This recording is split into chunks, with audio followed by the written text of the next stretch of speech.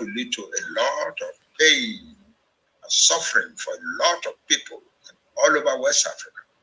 So the answer is, let us dissolve this thing peacefully. We have tried, we have failed.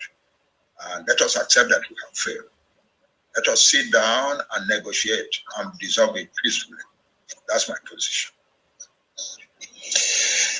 I've been asked by several international organizations, diplomats, who read what we write. Some of us lament, like the biblical Jeremiah. Every week we are writing, we don't know if anyone is reading and responding. And the question they all ask is it possible for Nigeria to break up peacefully? Sir, I want you to kindly tell us how you think those who are presently profiting from the madness going on in Nigeria would ever allow Nigeria to break up peacefully. And in a situation where that's not possible, what are the options for the Yoruba nation? The realities of the situation will force them to accept a breakup.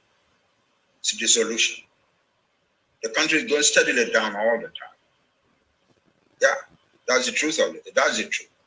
The country is going steadily down. They may be stubborn now and say, no. But in a few months from now, if things go on the way they're going on now, many more and more of them will accept that it is sensible to break up. One northern member of the Fulani elite, one Alhaji, forgotten his name, is chairman of an organization called Kaduna Dialogue Group, said, even an angel from heaven cannot unite Nigeria anymore the way it is. It is better to break up, he said, into smaller countries in the interest of humanity, in the interest of relations, and in the interest of the future and our children. And if we do not do it now, he said, future generations will be cursing at us. So it is not just Southerners or Middle Belters alone who believe this. Many people in the North are gradually beginning to believe. And a group of youth organizations in the North is now clearly demanding dissolution of Nigeria so that Arewa can become a separate and independent country in the world. So it is not as solid as people may think. The solidity, the little solidity that is there is softening, whittling down all the time, day by day. We have now reached a situation in which the government of Nigeria announces, we, federal government, we are not in charge of, it's not our duty to confront banditry, raping, and kidnapping. It's not our duty. It's not those things are not a federal crime. They are not federal crimes. And the Nigerian police is not obliged to handle them. That's Nigerian federal government saying that, there is no center anymore. At this point, there's no center anymore. So if people think that the people who are holding on to power now will be in a position to hold on to it in some months from now, they're deceiving themselves. Nigeria is self-destructive, that's all. And those who are in charge of it will learn the truth and accept the truth by and by. And I predict that they will do so very soon. Sir, just yesterday, there was another National Security Council meeting in Abuja. And some of those who attended were President Momodu, Buhari, Boss Mustafa, Ibrahim Gambari, Babagana, Abubakar Malami, Bashir Sali Magashi, Ibrahim Atahiru, Awal Suberu, Usman Alkali Baba, Yusuf Magaji Bichi, Ahmed Rufai Abubakar. And in their communique, I saw the vice president in a few of the pictures. I don't know if anybody from the southeast or south was at that meeting, since there was none. The Security Council. There was none. There was none. Okay, sir.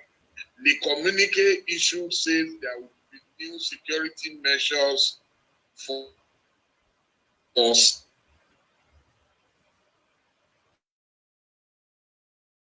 You cannot shave a man's head in his absence. So why do you think the South and the Southeast, where you don't have terrorists, have become more of security concern than the places where the terrorists and bandits reside? You've said it yourself. Oh, you write out the list. It is all northerners, with the exception of the vice president. And there's nobody from the south, nobody from the south. And yet, people presume to have the Nigerian National Security Council. No, it is no longer there. We must stop deceiving ourselves. We, the educated people of Nigeria, need to sit down and tell ourselves what we are doing essentially with Nigeria these days is romancing a corpse. There is nothing left. We need to do our people the duty of seeking substance, reality, rather than talking of a thing that has passed that we're still rejoicing about. There is no Nigeria anymore. That's the truth of the matter. That's it. So, by and by, sooner than later, I believe, even the people who are in control now will give up. Will tell themselves it's no use. It cannot be done. Sir, I know it's the wish of many people agitating for the Biafra nation, the Yoruba nation, and so on and so forth. It's the wish that something will happen and happen very quickly. If it does not happen, and by 2023, Buhari decides to hand over power to the next government, whether from the north or wherever, people, in fact, the two mainstream parties are already speaking of zoning, the presidency to the north, whether northeast or northwest. What do you think you and those who believe in your cause will do? I know that Baba Yohane Banjo has said there will be no election, but how do you enforce that? The question people are asking is about enforceability. How would you enforce it? That's number one. Number two, if majority of Yoruba people decide to go for elections, so what would be your position?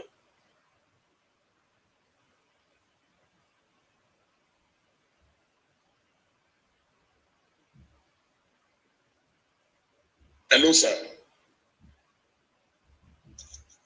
Hello, sir.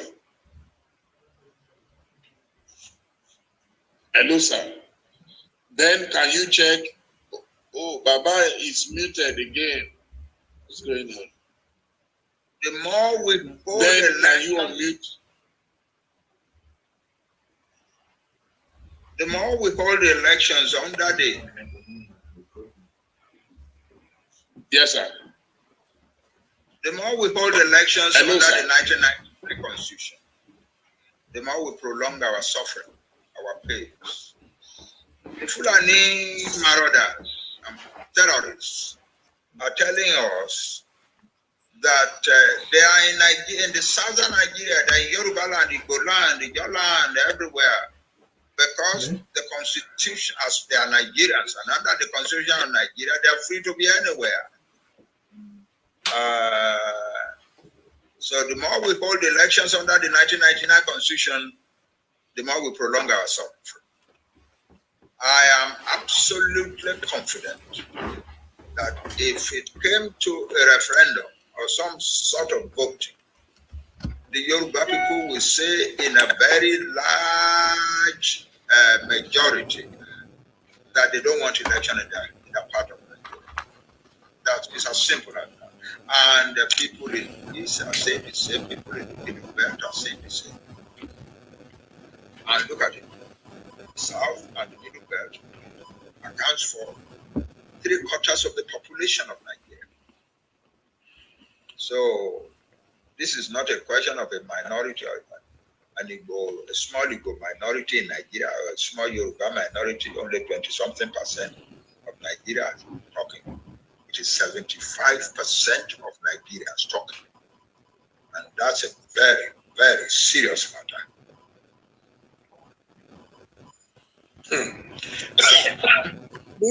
Sorry, sir. Bless you, sir. The issue of referendum, this was raised with me when I interviewed Mazin the Kanu last year. We spoke extensively about it. Who will conduct this referendum? In our kind of situation, we will resort to.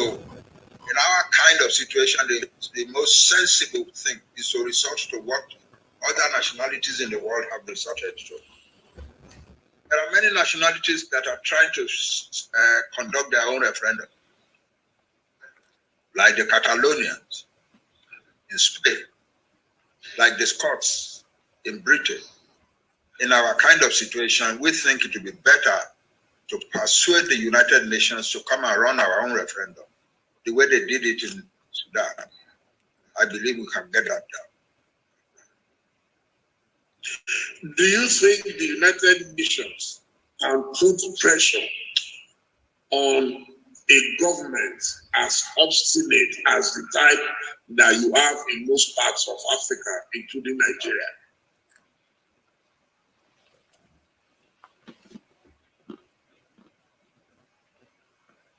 Hello, sir.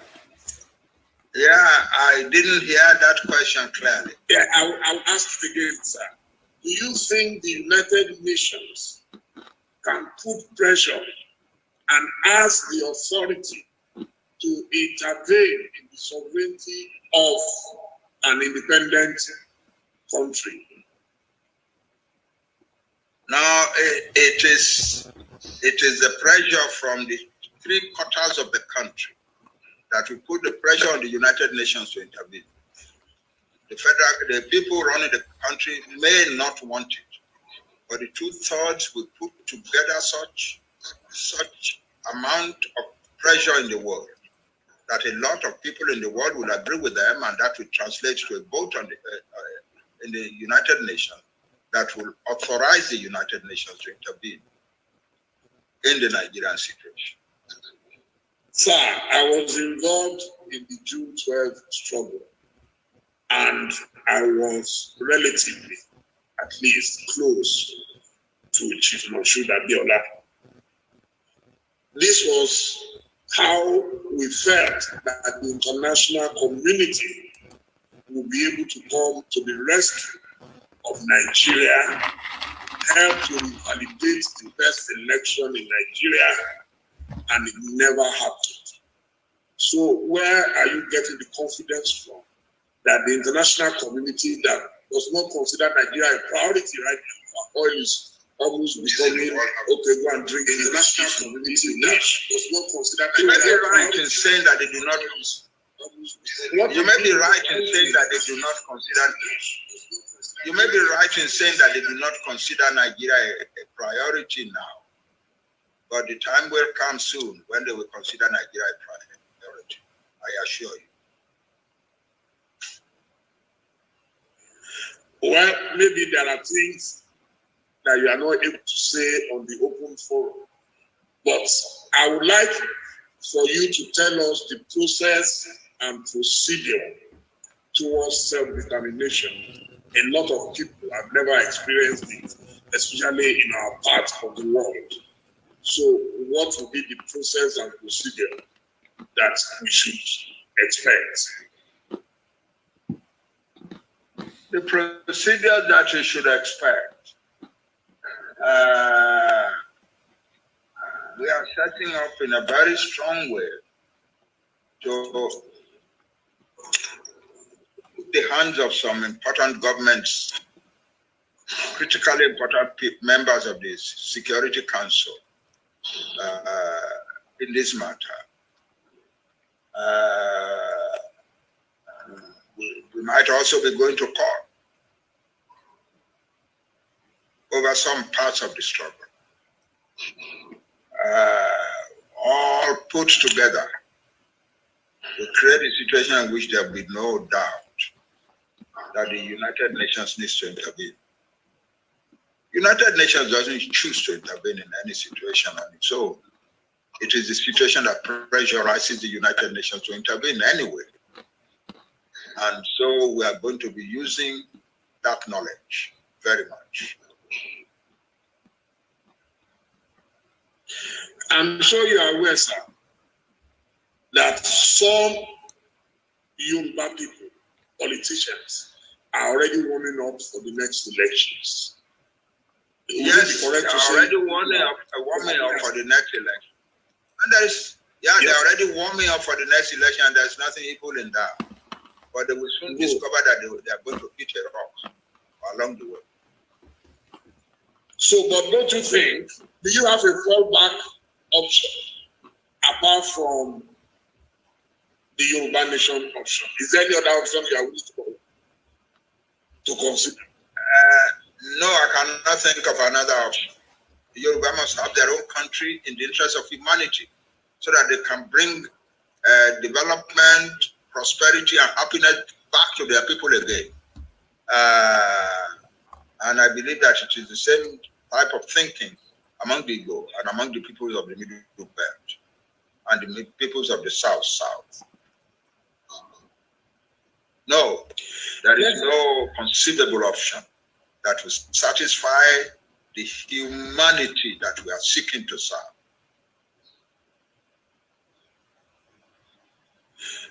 Okay, let's say theoretically, you were to look at a Yoruba leader in the foreseeable future, whether in Nigeria or in the Yoruba nation, what criteria would you be looking at in arriving at the new leadership that can propel Nigeria to be moving? Or propel Nigeria or the Yoruba nation as well? Yes.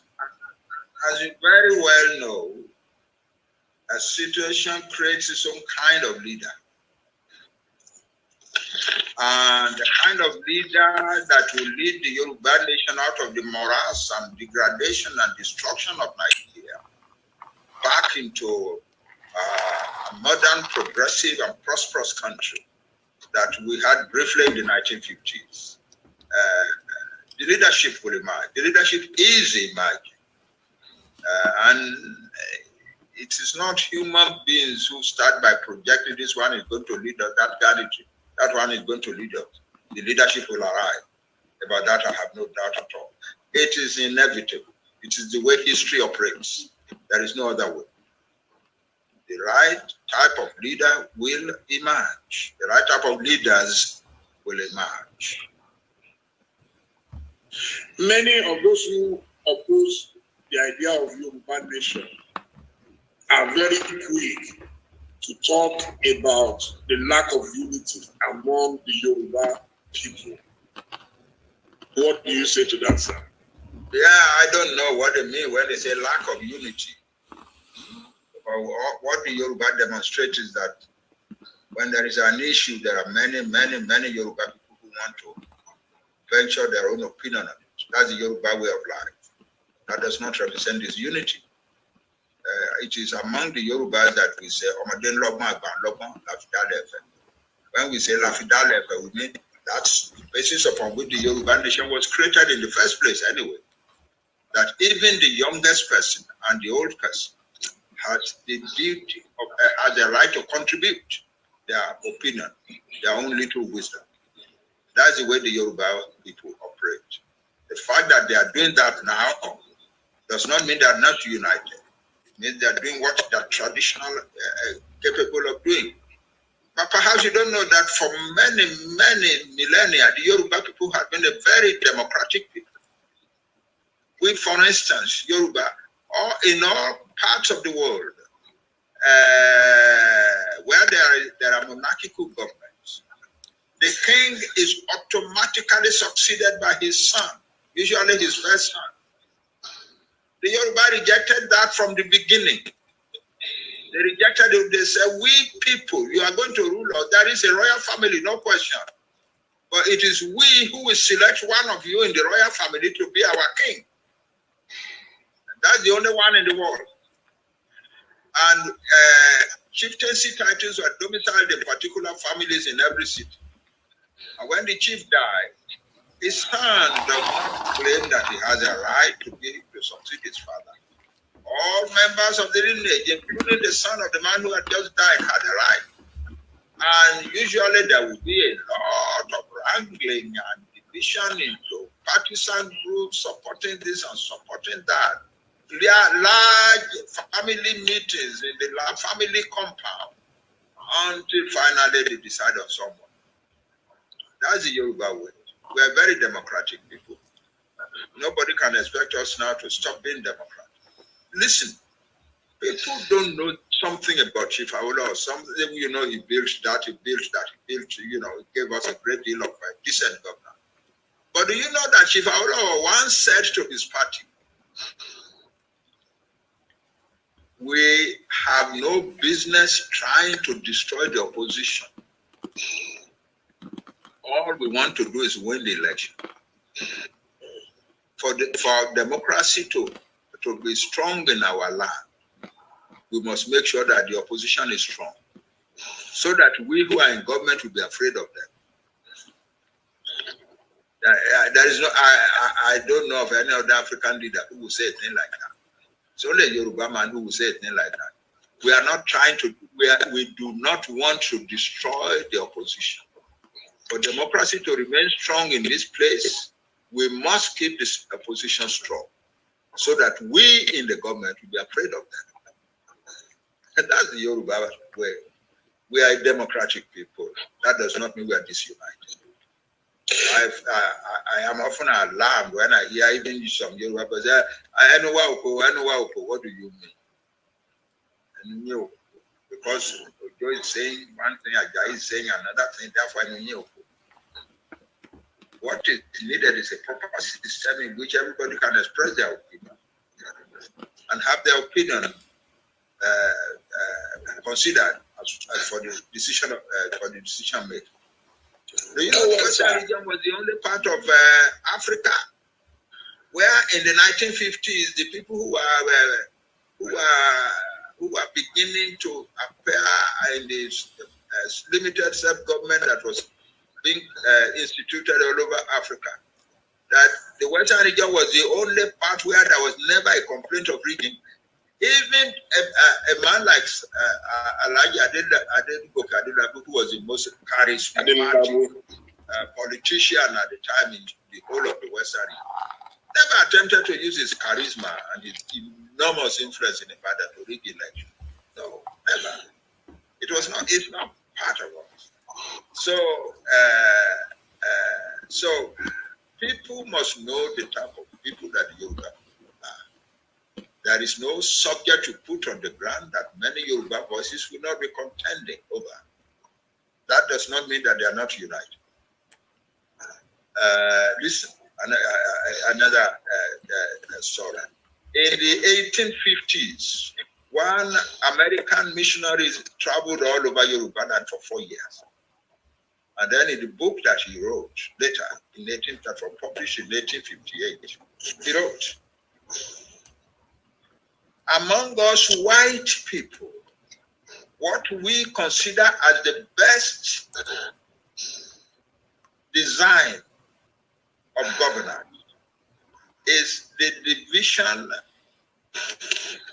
of power, the balance of power, in order to ensure that no person will abuse power. So we Europeans think that we started to do this in 1275 under King John at the Magna Carta. But now I have traveled in the land of these Yoruba people for 4 years, and I have discovered to my surprise that these people have mastered the principle and the practice of balance of powers earlier than we Europeans, and better than we Europeans. More, he said, long before Magna Carta. So that's who we are. We are a rigorously, fundamentally democratic people. The democracy does not mean disunity. The Yoruba have also been accused of timidity, that we are not ready to fight for our rights. Like I read in one of the D.O. Fagunwa books, that a situation where people are not able to fight for their beliefs. You know, there are times you have to apply the carrot and the stick. Is it true that the Yoruba are always waiting for... I'm not getting this question. Can you say it again? Okay, sir. In D.O. Fagunwa, I'm sure every Yoruba person of my generation read Fagunwa. And there is this saying, Gongoshu, Ejidare, Motigoto, Belogoto. That is, as wise as you are also not so wise. Can you agree with those who say there is an ambiguity about the Yoruba way of doing things? No, the Yoruba accepts the limitation of wisdom. No matter how old or experienced or wise or philosophical you are, nobody has a total control of wisdom. So there is an element of foolishness in everybody. In the Yoruba compendium of knowledge, called Oduduwa, it says that we are all strong, but we are also all weak. That's the nature of man. Some people are wiser than the others, but nobody's wisest, and nobody's all wise. That's what Fagunwa was saying there. The Yoruba admit that in their conduct, and that leads to a great deal of humility. So that the Yoruba man who is very solid in the knowledge of the laws and traditions of his people is often a very, very humble person, because he knows that knowledge is not complete.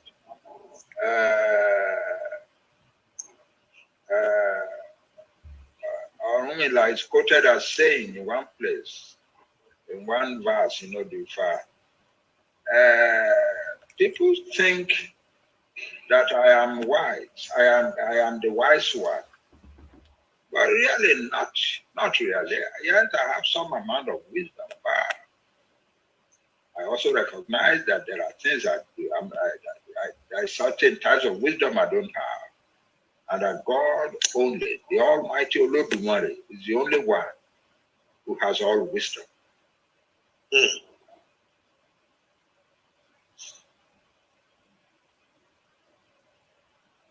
Hello, sir. Hello. Yes, sir. So, well, we are getting to the close of it, but there are still people who are sending in messages to me that they believe it's going to be almost impossible to achieve what you seek to achieve without a fight. How far are you willing to go? Well, whether there will be a fight or not will depend not on the Yoruba people, but on the people who are ruling Nigeria. And if it comes to that, the Yoruba people will be ready. I won't say more than that. Right now, we hear of bandits all over Yoruba land. Do you think our governors in particular, because the situation where we keep saying federal government, I could see that Governor Seyi Makinde went somewhere and he said they are erecting CCTV cameras and think at least someone is thinking in a modern way. So do you think they on their part are doing enough to safeguard the lives of Yoruba people? The governors are handicapped when they have taken steps that everybody thought was reasonable and sensible. The federal government has intervened to make it impossible for them to carry out their intention. For instance, look at Amateku. We citizens of the Southwest persuaded our governors to create Amateku, and it was to be a carefully chosen group of young people who are trained, well led, well guided, well commanded, so that their handling of the conflict with the Fulani marauders in the forest will be sophisticated, reasonable, humane. That's different from doing what we were doing before. All our young people go to the bush and defend your father's farms and so on and so on. That's what people are saying. But then we came to a point at which we said, wait a minute, we are Yoruba. All these young people whom we took to school when they were kindergarten children and who have grown up now and become university graduates, some of them taking their degrees from some of the best universities in the world. We are now telling them to go and run after Fulani marauders in the bush. Is that not foolish? So let us create a unit that is carefully selected, carefully trained, properly led, properly guided, properly commanded, that will do the task for us. We created it. Our governors created it for us, and we were very grateful to them. But then the federal government stepped in immediately to make it impossible to do. So that's the thing. A few weeks ago, Governor Keredolu said all these Fulani marauders who have ensconced themselves in the forests of Ondo State should get out of there, because that's why they came out, to kill, maim, destroy, kidnap, rape, and so on. And the federal government immediately said, no, you cannot do that. You cannot do it by yourself. And another member of the federal government said, no, those people, Fulani people who are in the bush, in the forest, are not under your control. You cannot command them, and so on. So that's the situation. We have a situation in which our governors are usually well-educated and accomplished human beings who know their people, who can rule their people well. But they cannot rule their people well in Nigeria. And that's one of the reasons we want to take our Yoruba nation and run from Nigeria. Sir, some pro-Buhari people have accused you of being an alarmist. Just today, there was a release in which you said the new lockdown is not as a result of COVID, but because government wants to move arms and ammunition and all these things to southern part of Nigeria. Do you have any concrete intelligence or evidence of this, sir? We depend on precedents. In March last year, when the federal government announced a lockdown, there was a sudden upsurge of infiltration of Fulani youth into Yoruba land and into Igbo land also.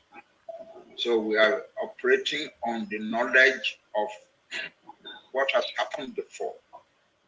We believe very strongly that what is being attempted again is to open the door for a major infiltration of northern military men with sophisticated weapons into the south. That's what the vast majority of Yoruba people believe. Sir, there are too many scary rumors flying left, right, and center. Do you truly believe that the President of the Federal Republic of Nigeria, and that is Major General Momodu Buhari, retired, would voluntarily set fire to a country in needs by supporting militants and bandits? I don't know what he will set fire to. I know that he has destroyed Nigeria.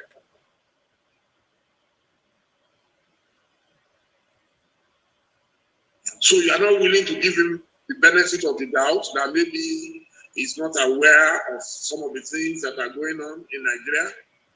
No, I don't see that he deserves the benefit of the doubt. If you meet President Buhari today, what would you tell him? I would tell him, Mr. President, we elected you to rule over all of us. You have not been ruling over all of us. You have been installing a Fulani government in Abuja and giving the Fulani control over every critical area of government. Moreover, your people, your kinsmen have spread all over, killing many, destroying, raping, and kidnapping. And you have not done anything to stop it. I believe that you have the influence, not only the power, the federal power, yeah, but also the ethnic influence. These are your own people. I've said that many times. These are your own people. If you had come out when this thing was starting and people were shouting and crying, and you had come out and you said, listen, all these Fulani things must stop. I am Fulani myself, and I'm your kinsman, and I'm the ruler of this country. I'm the president of this country, and I ask you now to stop. I believe that we would have got somewhere. Listen, I have often put it this way. Suppose I, Banji Akintoye, were president of Nigeria, and some Yoruba boys pursuing whatever agenda, whatever philosophy, whatever goal, spreading all over Nigeria, killing, maiming, destroying, and so on. I don't have to plead my presidential power at all. I will plead my kinship my kinship with these people. I tell them you cannot do it, and I believe that will be sufficient to stop them in their tracks. I believe Buhari could have done the same. He never did it. He kept shilly-shallying around. For many months, he kept quiet and did nothing. Then finally, he began to say ridiculous things, like telling Governor Tom, after hundreds of his people had been killed, go back and go and be friends with them now. And go and make sure they're your brothers. Your brothers? What type of thing is that? He went abroad and made the announcement. At the time when there was a lot of rumors swirling around that the Fulani had been asked to come to Nigeria and take over land from all over West Africa. He went to a foreign country and made the announcement that all Africans were free to come to Nigeria without papers. Good goodness. And people want the rest of us to give him a benefit of the doubt. I think they are asking us to behave less than people. So, Nikita Khrushchev, former president of the Soviet Union, once said, every living thing wants to live. Yeah, we are living things. We have a right to live, and we desire to live. Somebody is allowing his people to rampage over our land and kill us and so on, and drive our farmers from the land and threatening us with starvation. And you want us to give him the benefit of the doubt. That's not fair. That demand upon us is not fair at all. What advice would you give? You have the number 2 citizen in government right now, what advice would you give Professor Yemi Osinbajo as a father figure? Yeah, there was a time when there was a lot of rumor that they were going to remove him or that he was going to get tired and resign. I was one of the people who said to him, stick in there, don't resign. Let them remove you and then we shall see. And that's still my advice now. It should remain. Pardon? That it should remain in government. Yeah, that's what I said then, and that's what I say now. Remain there and let us see them remove you. And then there will be hell to pay. Okay, I think we're getting close to the answer.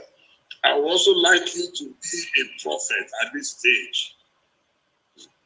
Pardon? What would be, I said, I would want you to play the role of a prophet at this stage. What would be your prediction to the ambition, the presidential ambition of Yoruba people like Bola Ahmed Tinubu and others that we're hearing? At least I know that it seems Tinubu has already crossed the Rubicon. Yes, in normal circumstances, I would easily support any of these Yoruba men who aspire to be president. I would gladly support them. I believe they are capable people that they can rule Nigeria. I followed very closely as Tinubu gathered the Yoruba political group together in 2013 to 14, mobilized resources from the Southwest and created an alliance that won the presidency and the National Assembly and so on and so forth. Yeah, I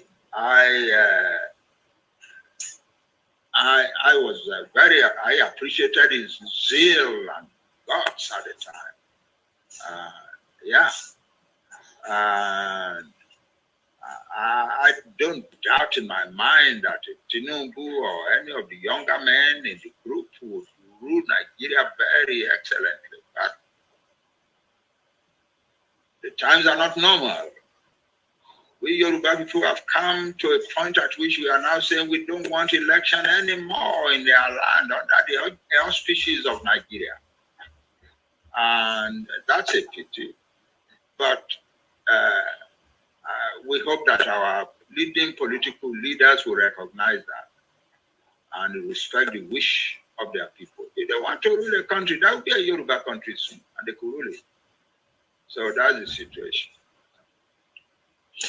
Well, on this note, sir, I would like to thank you most sincerely for agreeing to speak with me. As Dr. Ruben Abati said at the beginning, by the grace of God, I'll be 61 on Sunday, May 16, 2021. And I decided that there is no celebration. Happy birthday. Thank you, Daddy. Thank you, sir. You must send some of the cake to me in Nigeria. Oh, well, I don't know. I'm actually... You email it or WhatsApp it. No problem, sir. So, there'll be no party, as a reflection of the mood of the nation. So I decided I'm going to have some special interviews. I appreciate you for that. Few days. Tomorrow we will have Mr. Femi Falan on SAN. On Friday we will have Dr. Lisa Agbakuba, SAN. Then on Saturday we will have Senator Shehu Sani. And we have a lot of lineup coming in the next 1 week by the grace of God. And we've just felt that our Father should speak to us. And I will call on Dr. Ruben Abati to please help us conclude this session. I hope Dr. Abati is on standby. Thank you, Daddy. May the good Lord continue to serve you for us, sir. Thank you, sir. Thank you. Thank you very much. May the Lord Dr. Abati. Thank you, Daddy. Thank you, sir. Thank you, sir. Dr. Ruben Abati, are you there? Ben, can you please let Dr. Abati in?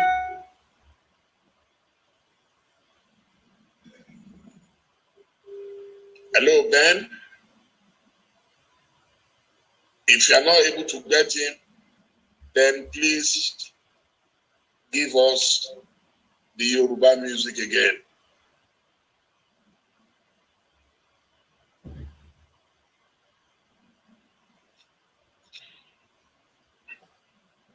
Then please give us the music.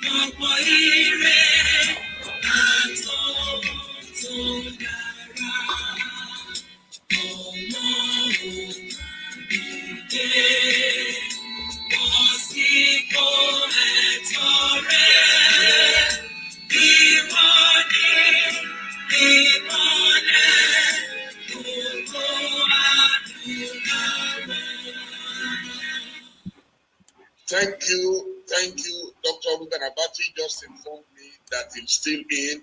So then, please kindly bring him in. It's very important that we stop on it. Ruben.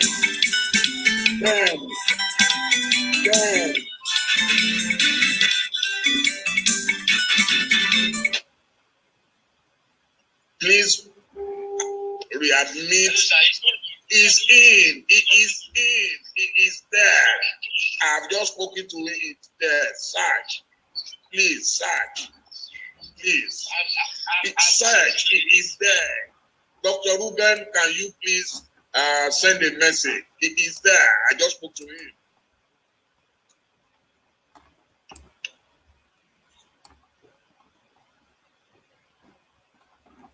Dr. Abati, could you please send a message or raise up your hand or something? I saw him just now and he just phoned me.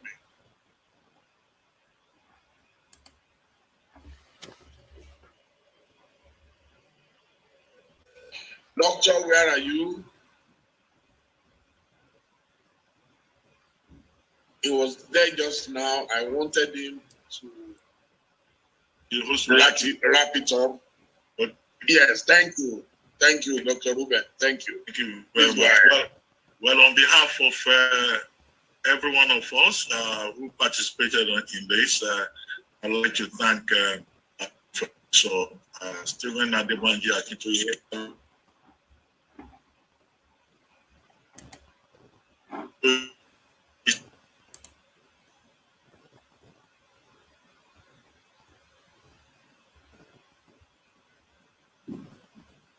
Wow, it's the internet connection is bad. Hear me? Yes, I can hear you now. Yes. I also congratulate you, Bashorun Dele Momodu, program. This is the first in a series, and from the enriching experience, also part of this process. Quickly, I think I should not attempt to summarize eminent. I think that there are takeaways that all of us focus on. One takeaway is what he kept finding as a Yoruba tradition, about humility, about wisdom, about unity among Yoruba people, about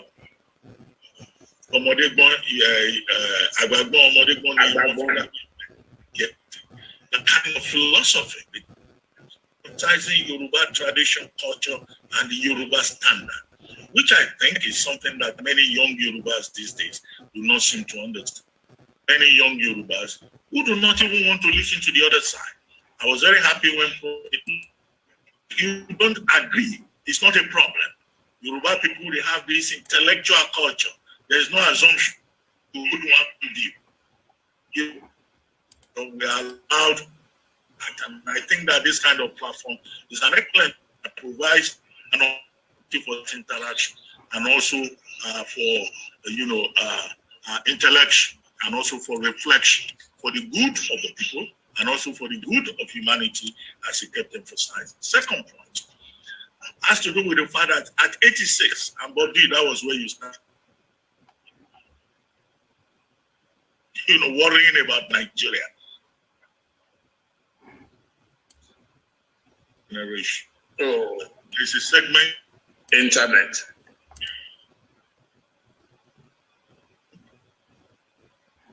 The internet. The people, can you? Dr. Abati, we are having difficulties hearing you. Oh my. Okay, we can hear you now. Please go on. Okay. I was just going to say that there's also Dr. Abati. I was also saying that there is a lesson we can learn from the example of Professor Akintoye at 86. He's still fighting for the community. He's still fighting for the country. He's still thinking about the future. And that for us, means that we should not give up. Nobody should give up.